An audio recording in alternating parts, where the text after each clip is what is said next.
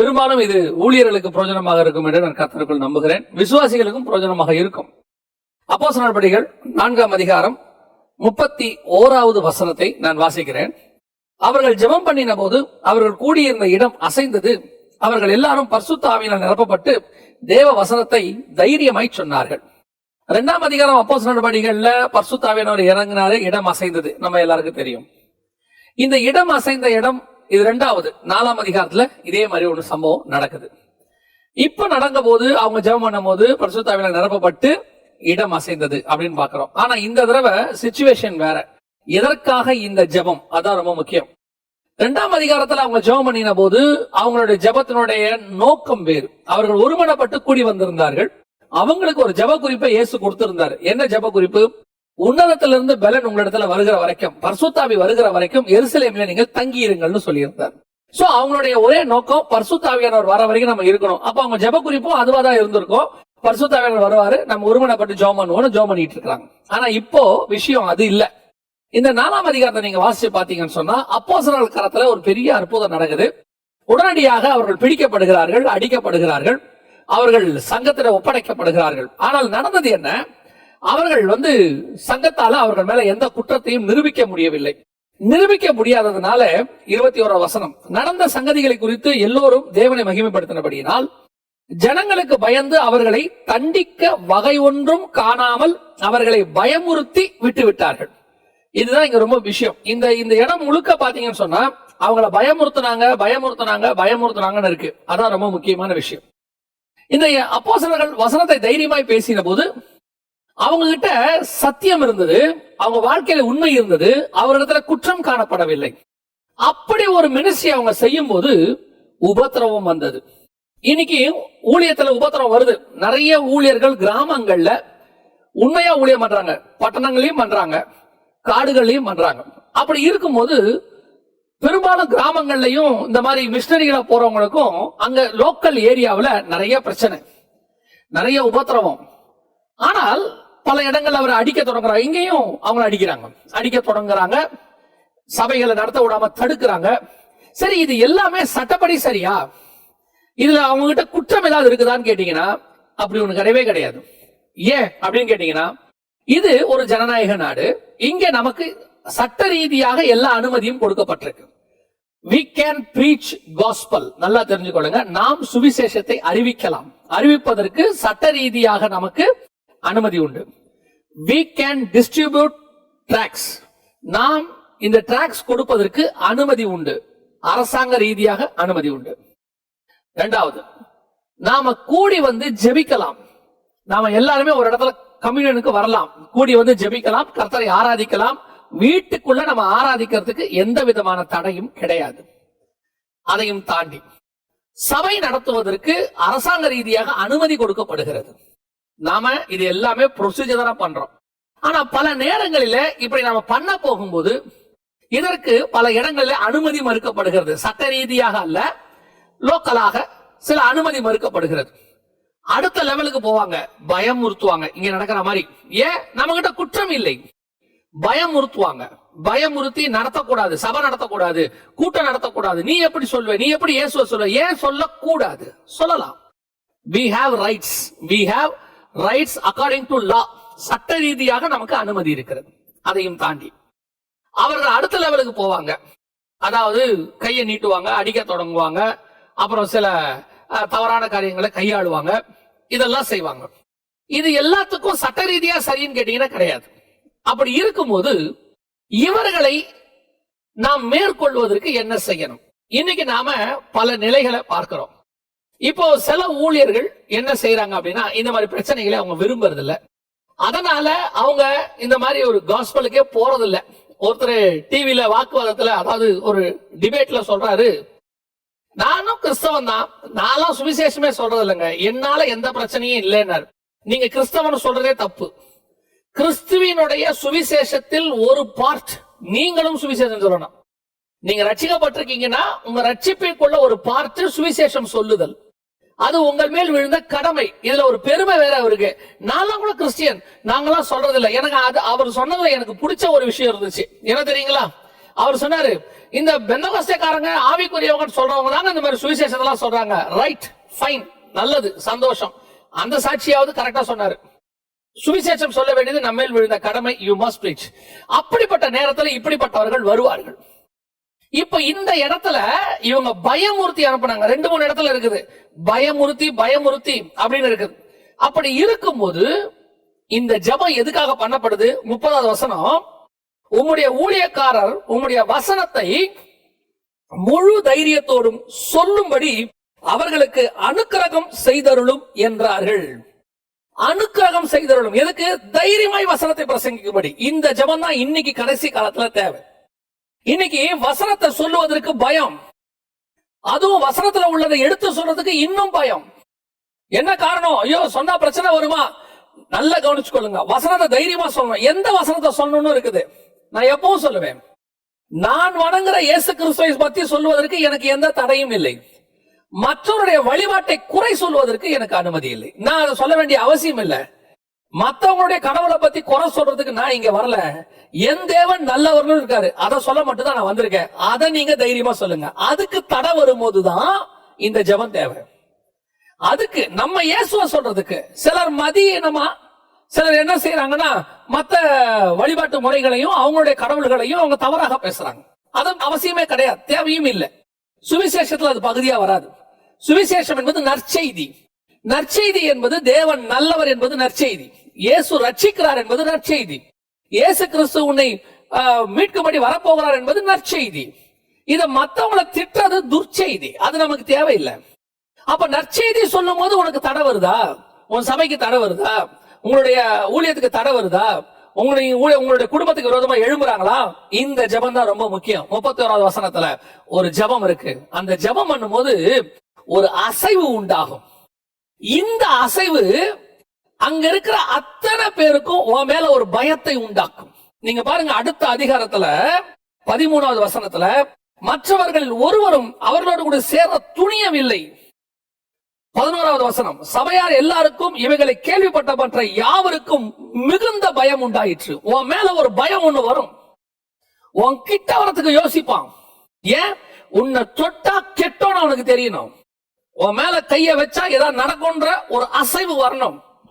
நம்ம யாருக்கிட்டையும் போல, யாருக்கிட்டையும் நம்ம சண்டைக்கு போறது இல்ல. நம்ம ஆண்டவர் அடிச்சா கூட வாங்கிக்கதான் சொல்லி இருக்கிறாரு. அதைத்தான் இன்னை வரைக்கும் கிறிஸ்தவ ஊழியக்காரங்க எல்லாம் செஞ்சிட்டு இருக்கிறாங்க. நான் எப்பவும் சொல்வேன், இது அடி கொடுத்து வளர்ந்த மதம் அல்ல, அடி வாங்கி வளர்ந்த மதம்.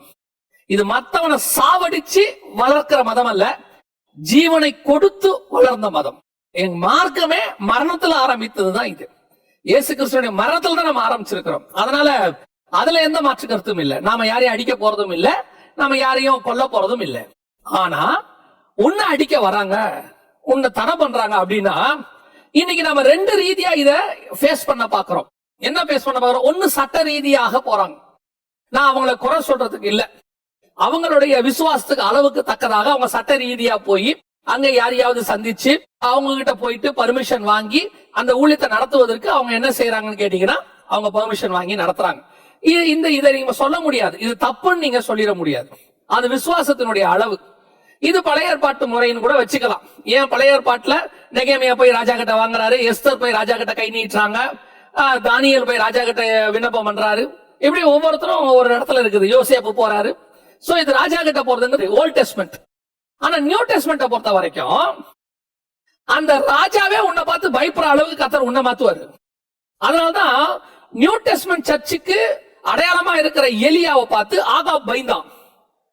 அதுதான் அதோட ஃபேக்ட். தீர்க்கதரிசியை பார்த்து ராஜா பயப்படணும். அதுக்கு என்ன நடக்கணும்? உன் மேல ஒரு ஸ்பிரிச்சுவல் பயம் வரணும். அதுதான் நான் சொல்ல வரேன். உன்னுடைய ஜெபம் எதை பத்தி இருக்கணும்னா, ஆண்டவரே என் சபை இங்கே ஒரு அசைவை உண்டாக்க வேண்டும். அந்த அசைவு எப்படி இருக்கும் தெரியுமா? உனக்குள்ள ஒரு தைரியத்தை கொண்டு வரும், எதிரிக்கு பயத்தை கொண்டு வரும்.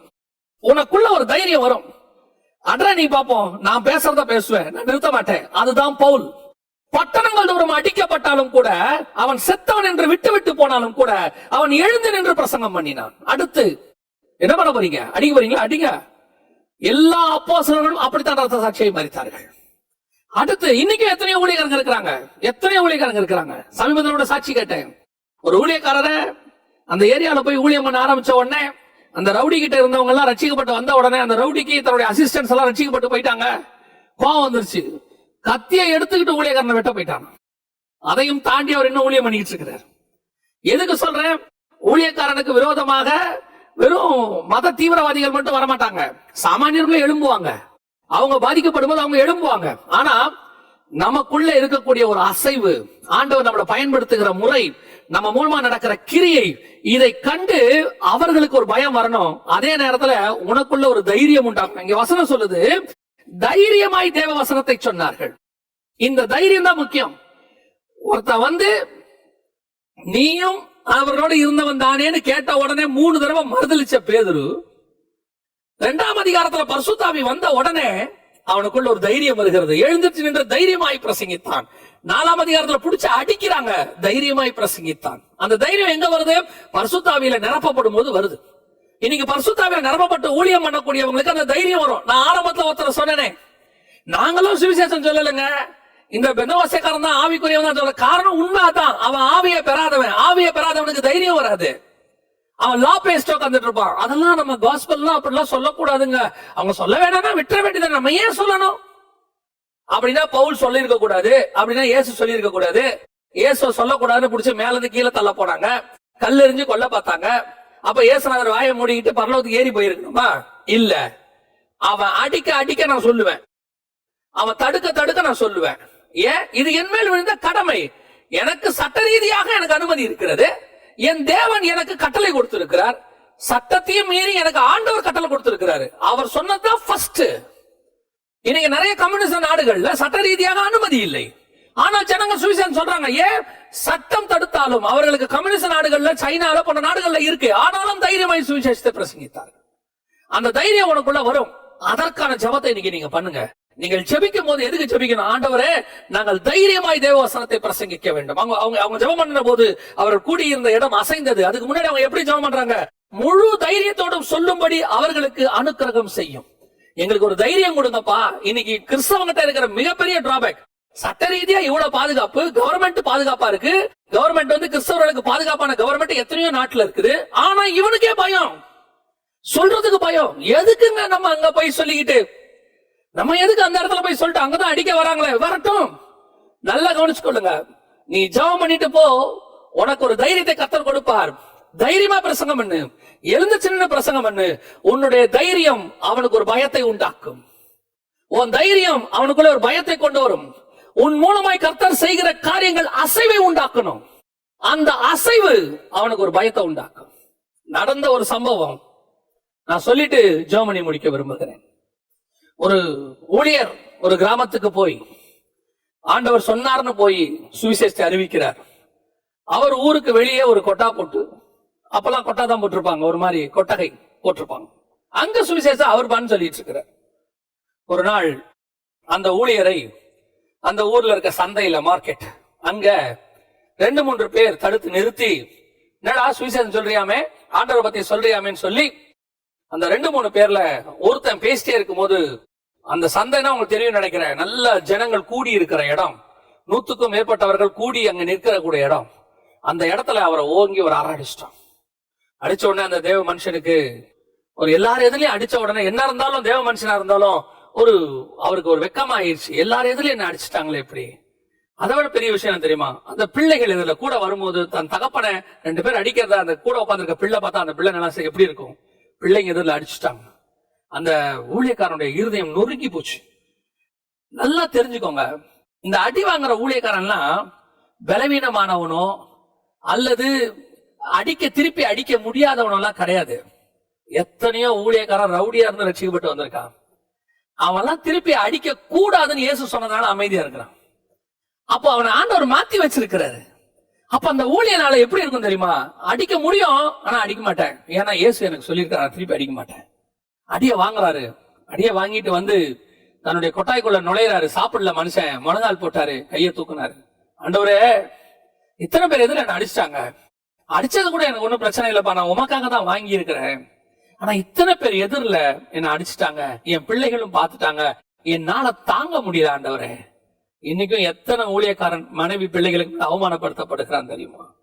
எத்தனை ஊழியக்காரன் கிறிஸ்துவின் நிமித்தமாக தன் குடும்பத்தாருக்கு முன்பாக அடி வாங்கி இருக்கிறான் தெரியுமா? நான் சொல்லுவேன், அந்த ஊழியக்காரனுடைய கண்ணீர், அந்த ஊழியக்காரனுடைய வேர்வை, அந்த ஊழியக்காரனுடைய புலம்பல் அத்தனைக்கும் பரலோகம் பதில் வைத்திருக்கிறது. பரலோகம் நீதியுள்ள நியாயாதிபதி நம்முடைய ஆண்டவர். நாம மன்னிக்கிறோம், எல்லாரையும் மன்னிக்கிறோம், யாரும் தண்டிக்கணும் நம்ம விரும்பல. ஆனா நம்மளை பத்தின பயத்தை கர்த்தர் உண்டாக்குகிறார். வசனம் சொல்லுது இங்க இருக்கு, அவர்களை குறித்த கலக்கம் உண்டாயிற்று, அவர்களை குறித்து பயம் உண்டாயிற்று. அந்த பயத்தை கர்த்தர் ஏற்படுத்தினார். என்ன நடந்துச்சு தெரியுமா? அடுத்த ஒரு வாரத்திற்குள்ளாக அந்த சூடு ஆறத்துக்குள்ளேயே, ஒரு 3-4 நாளுக்குள்ளேயே அந்த 3 பேருக்குள்ளே பிரச்சனை வந்தது. அதே சந்தை வெளியிலே அவர்கள் குடித்து விட்டு பேசிக் கொண்டிருக்கும் போது அவர்களுக்குள்ள ஒரு பிரச்சனை வந்தது. பிரச்சனையில ஒருத்தர் அடிச்சுக்க தொடங்கினாங்க. அடிச்சுக்க தொடங்கி இருக்கும்போது ஒருத்தர் ஆத்திரத்துல என்ன பண்ணா, பக்கத்துல இருந்த ஒரு இளநீ கடையில இருந்து அருவாளை எடுத்து கூட இருந்தவனை வெட்டினான். யார் தெரியுமா? அந்த ஊழியக்காரன் அடிச்சானே, அவனை இன்னொருத்தன் வெட்டிட்டான். எந்த கையை அடிச்சுச்சோ அந்த கையை வெட்டியாச்சு. வெட்டி அதை எல்லாத்த விட மாஸ்டர் ஸ்ட்ரோக்னு ஒண்ணு இருக்கு, அதுல வெட்டி அந்த கை துண்டா கீழே விழுது. அந்த பக்கத்துல நின்னுகிட்டு இருந்த ஒரு நாய் அந்த கையை கவ்விக்கிட்டு நேரா ஓடுது. அவன் கத்துறான், அந்த என்னோட கையை கத்துறான். காரணம், எடுத்துட்டு போய் டாக்டர்கிட்ட ஸ்டிச்சஸ் போட்டுடலான்ட்டு எல்லாம் ஓடுறாங்க. அந்த கையை பிடிக்கிறதுக்கு நாயை பிடிக்கிறாங்க, எல்லாம் விரட்டுறாங்க. ஓடி போய் நாய் என்ன பண்ணு தெரியுமா? கையை தின்னல, கவ்வல, ஒண்ணும் செய்யல. அப்படியே நேரா கொண்டு போய் அந்த ஊழியக்காரர் இருந்த சபை வாசல்ல வெளியே கைய போட்டுட்டு நாய் அப்படி பக்கத்துல போய் நின்னுக்குச்சு. பைபிள் வாசிக்கிறோம் தெரியுமா? சிங்கம் ஒண்ணு அடிச்சுட்டு அந்த ஆளை சாப்பிடாம பக்கத்துல நின்னுச்சு. அதே சம்பவம், அந்த கைய போட்டுட்டு போய் நின்னுச்சு. துரத்திக்கிட்டே வந்த ஒரு 25 பேரு நேரா பார்த்தா சபை வாசல்ல கை கிடக்கு, பக்கத்துல நாய் நிக்குது, கடிச்சு திங்கல, எதையும் செய்யல. உடனே எல்லாம் தூக்கிட்டு வந்தாங்க. அந்த கையை எடுத்துக்கிட்டு அவனை தூக்கி ஹாஸ்பிட்டலுக்கு ஓடுறாங்க. ஆனா அந்த ஊருக்குள்ள பரபரப்பு என்ன வந்து தெரியுமா? அந்த ஊழியக்காரனை அடிச்சதுக்கு தான் இது நடந்துச்சு. இந்த கை, ஊழியக்காரன் ஜெபம் பண்ணல கை போகணும்னு, ஊழியக்காரன் விருப்பப்படல அவன் கை வெட்டப்படணும்னு.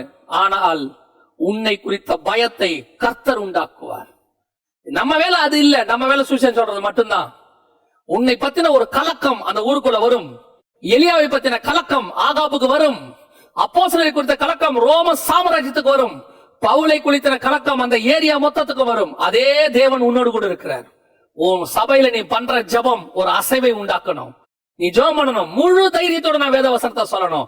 அப்படிப்பட்ட ஊழியக்காரரை கர்த்தர் பயன்படுத்தார். நீ எல்லாத்துக்கும் பம்மிட்டு போறத கர்த்தர் பயன்படுத்த முடியாது. நான் ஏற்கனவே சொன்னேன் இல்லையா, போய் எல்லாத்தையும் பார்த்து அவரை பார்த்து இவரை பார்த்து எனக்கு ஒரு பர்மிஷன் கொடுங்க. நீங்க உங்க விசுவாச அளவு நீங்க போங்க, உங்களை குறை சொல்லல. நீங்க அதே ரேஞ்சில உங்க ஊழியத்தை பண்ணுங்க, கடைசி வரைக்கும் பண்ண முடியும். ஆனா இது வேற, இது ஸ்பிரிச்சுவல், இது ஹெவன்லி பிளான். உன்னை கொண்டு கர்த்தர் செய்கிற காரியம் பயங்கரமா இருக்கும். எகிப்துல உண்டான மாதிரி கலக்கத்தை கர்த்தர் உண்டாக்குவார். அவனை தொட்டோ கெட்டோன்ற பயம் ஒண்ணு வரும். அப்படிப்பட்ட ஜெபம் உன் சபையில செய்யப்படணும். நீ ஜெபம், ஆண்டவரே எங்க சபையில ஒரு அசைவு வரணும். அப்படி ஒரு ஜெபம் நம்முடைய சபையில ஏற்படுத்தப்படணும். நம்ம ஜெபம் பண்ணுவோமா? நம்ம ஒவ்வொருத்தரும் அப்படிப்பட்டவங்களாக மாறணும். ஒவ்வொரு ஊழியனும் அப்படி மாறணும். ஒரு எலியாவையே இஸ்ரவேல் தாங்கலைன்னா 1,00,000 எலியா இருந்தா என்ன ஆகும் இந்த நாடு? யோசித்து பாருங்க. அப்படி ஒரு இடம், ஒரு எழுப்புதல் வரணும். நம்ம ஜெபம் பண்ணுவோம். சர்வ வல்லமை உள்ள எங்கள் தகப்பனே, நாங்கள் பலவீனர் தான் ஆண்டவரே, ஆனா எங்க கூட இருக்கிற ஆவியானவர் பலம் உள்ளவர். நாங்க பயந்து சுபாவம் உள்ளவங்க தான் ஆண்டவரே, ஆனா எங்களுக்குள்ள இருக்கிற ஆவியானவர் பயத்தின் ஆவி அல்ல, பலத்தின் ஆவியானவர், தைரியத்தின் ஆவியானவர். ஆண்டவரே, நாங்க யார கண்டவனா பயப்படுவோம் ஆண்டவரே, ஆனா எங்களுக்குள்ள இருக்கிற ஆவியானவர் வந்துட்டீங்கன்னா எங்களை கண்ட பயம் உலகத்துக்கு வரும் ஆண்டவரே. ஆண்டவரே, நாங்க ஒரு காலத்துல ஓடி ஒளிஞ்சவங்க தான்ப்பா, இன்னைக்கு எழும்பி நிற்க பண்ணி இருக்கிறீங்க தகப்பனே. எங்களுக்கு முன்பாக எதிரிகளுக்கு ஒரு கலக்கத்தை உண்டாக்குவீர், ஒரு அசைவை உண்டாக்குவீர், ஒரு எழுப்புதலை உண்டாக்குவீர். ஆண்டவன்மாரே, ரட்சிக்கப்பட என்ன செய்ய வேண்டும்? ஜனங்கள் ஓடி வரத்தக்கதான ஒரு பெரிய மாற்றத்தை உண்டாக்குவீர். கர்த்தர் நீர் அப்படி செய்ய போற தயவுக்காக உமக்கு ஸ்தோத்திரம். மகிமையுள்ள கரத்துல தாழ்த்துகிறோம். நீர் மாத்திரம் மகிமைப்படுங்க ஆண்டவரே. கஷ்டம் அனுபவிச்சுட்டு இருக்கிற ஊழியக்காரன், உபத்திரவத்தை அனுபவிக்கிற ஊழியக்காரன், சபை நடத்த முடியாதபடிக்கு எதிர்ப்பு தெரிவிக்கிறவர்கள் எல்லாம் ஒரு நாள் கலக்கம் அடைவார்களாக. அந்த ஊழியக்காரனை கண்ட பயம் வரட்டும், தைரியமா எழுந்து பிரசங்கிக்கட்டும். அந்த ஆவியானவர் அங்க அவனுக்குள்ள எழும்பி நிற்கும் பொழுது அவனுக்குள்ள இருக்கிற வசனத்தினுடைய வல்லமை எதிரிகளுக்கு ஆண்டவர் ஒரு கலக்கத்தை உண்டாக்குவதாக. எங்கள் மத்தியில எழும்பி நிற்கிறவங்க எல்லாம் எலியாவா மாற கர்த்தர் கிருபை பாராட்டும். ஆசீர்வதியும், வழி நடத்தும். இயேசுவின் நாமத்தில் பிதாவே.